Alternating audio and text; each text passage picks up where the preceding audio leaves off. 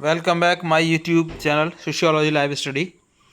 और आज की क्लास में इंडस्ट्रियल ट्रेनिंग एवं रिसर्च सर्वे प्रोजेक्ट रिपोर्ट जो BA 6 सेमेस्टर के समाजशास्त्र के विद्यार्थी हैं उन्हीं का मैंने एक टॉपिक लिया है, औद्योगिकीकरण और सामाजिक परिवर्तन एक समाजशास्त्रीय अध्ययन। इस पर आप अपनी प्रोजेक्ट रिपोर्ट बना सकते हो।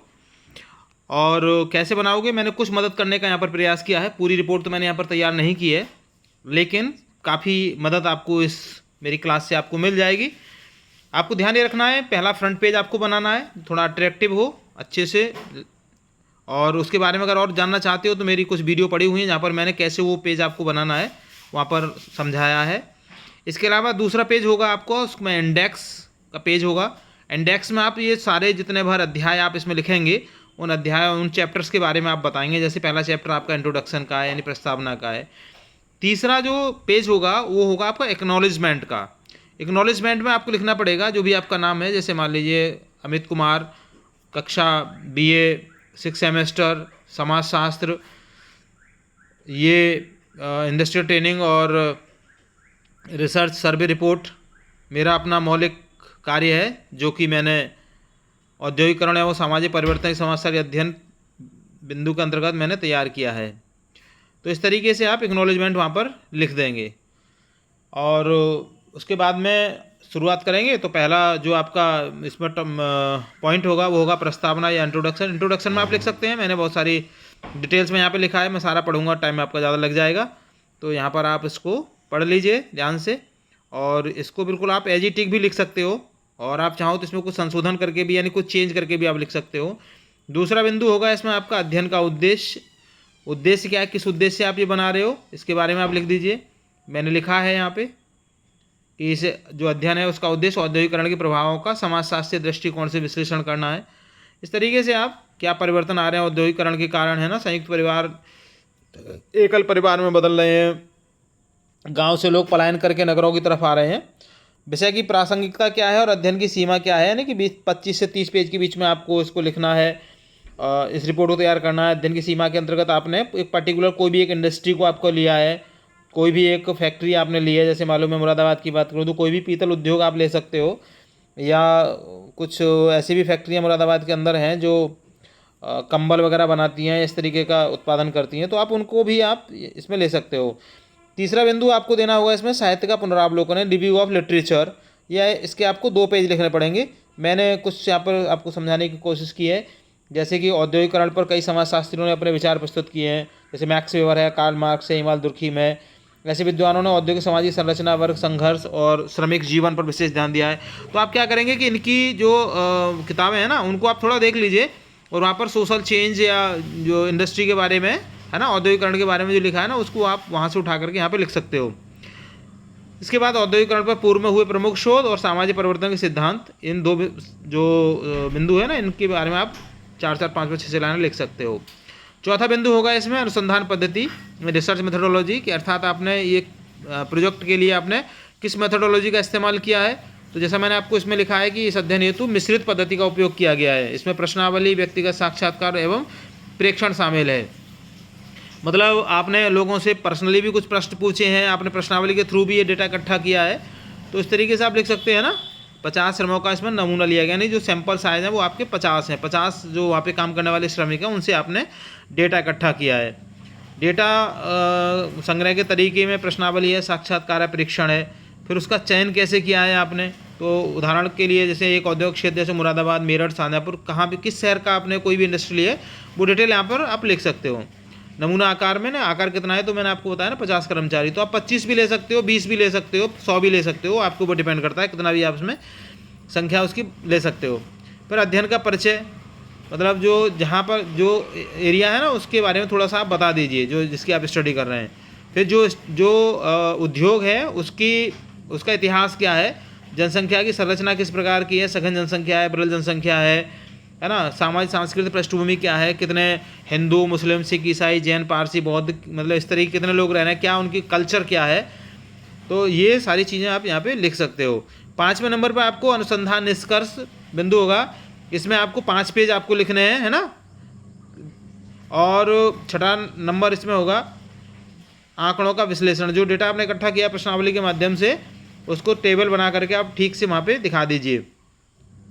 उसके बाद 7वें नंबर पर ना डिस्कशन, इसमें 3 पेज आप लिखिए जिसमें आप निष्कर्षों की व्याख्या लिखेंगे कि आपने क्या देखा कि वहाँ पर जो काम करने वाले जो इंडस्ट्री है वो इंडस्ट्री में किस तरीके का उत्पादन हो रहा है, प्रोडक्शन किस चीज़ का हो रहा है, उससे जो श्रमिक हैं उनके जीवन में कितना सुधार हो रहा है ना, उनकी आर्थिक स्थिति सुधर रही है ना, जो हेल्थ सेक्टर में वो कितनी मदद अपने एम्प्लॉय की कर रहा है वो इंडस्ट्री जो उद्योग है, या फिर कहीं ऐसा तो नहीं है कि कुछ इस तरीके का वहाँ पे प्रोडक्शन हुआ है जिससे कि उनको बीमारियाँ हो रही हैं, बहुत सारी सांस की बीमारियाँ हो रही हैं। जैसे मान लो मुरादाबाद की अगर मैं बात करूँ तो पीतल उद्योग है, पीतल उद्योग में काम करने वाले अधिकांश जो कारीगर हैं ना वहाँ पे वो क्या है, वो सांस के मरीज बन जाते हैं क्योंकि वो बारीक बारीक जो पार्टिकल्स हैं वो सांस के थ्रू उनके अंदर जा रहे हैं और एक एज के बाद में फिर वो काम करने लायक नहीं रहते और 50, 55, 60 की उम्र तक वो उनकी डेथ हो जाती है। तो कोई भी इस पर ध्यान नहीं दे रहा है इस मतलब समस्या पर, उन मरीजों की समस्या पर।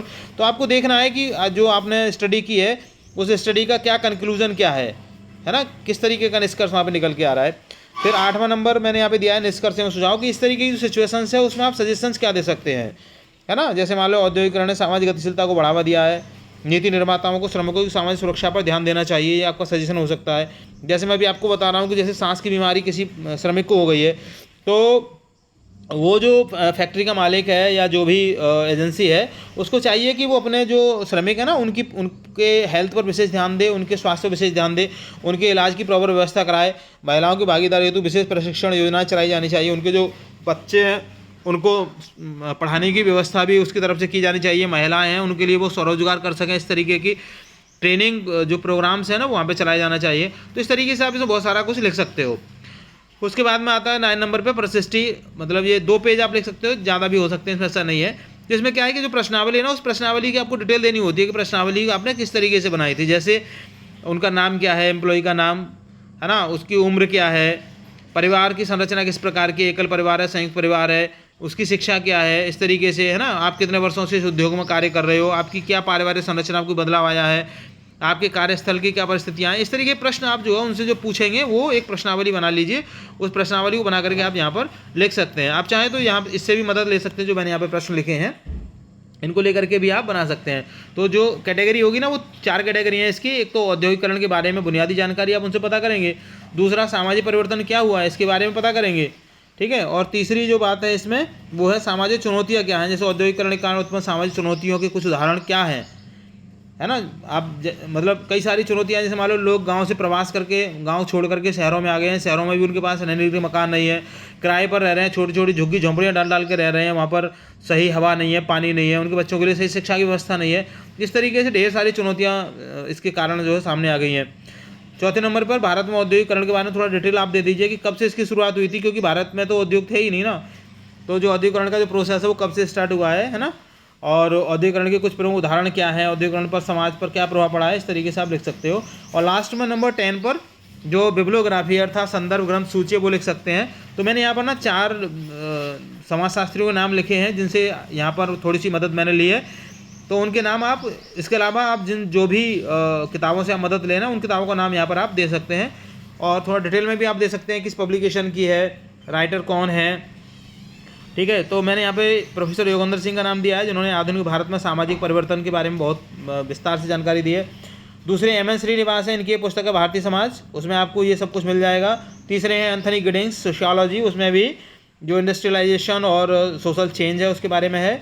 और चौथे नंबर पर मैंने जॉर्ज रिट्जर को लिखा है जिनकी पुस्तक है सोशियोलॉजी थ्योरी, और उसमें ना सोशल चेंज और इंडस्ट्रियल सोसाइटी है ना उसके बारे में लिखा है। तो मुझे लगता है कि आज बस इतना ही है, क्योंकि क्लास अगर मैं सारी डिटेल से आपको बताऊंगा तो बहुत लंबी हो जाएगी। तो इससे मुझे उम्मीद है कि पूरी मदद आपको मिल जाएगी और आप एक अच्छी प्रोजेक्ट रिपोर्ट वहाँ पर बना सकते हैं। अगर फिर भी आपको कोई क्वेरी हो, कुछ समझ नहीं आया हो, तो आप मुझे कमेंट बॉक्स में लिख कर नीचे आप बता सकते हैं। मैं कोशिश करूँगा कि अगली जो क्लासेस होगी उसमें आपको वो जो डाउट्स है उसको क्लियर कर दूँ। So thank you joining to me. और चैनल पर अगर आप नए हैं तो विशेष निवेदन मेरा, आप उसको सब्सक्राइब जरूर कर लीजिए जिससे कि सही समय पर सही वीडियो आपके पास पहुंच जाए। और सब्सक्राइब के बाद में जो उसका बेल आइकन है उसको भी ज़रूर आप दबाइएगा जिससे उसका नोटिफिकेशन भी आपको मिलता रहे। तो चलिए मिलते हैं अगली क्लास में, तब तक के लिए थैंक यू वंस अगेन, जय हिंद।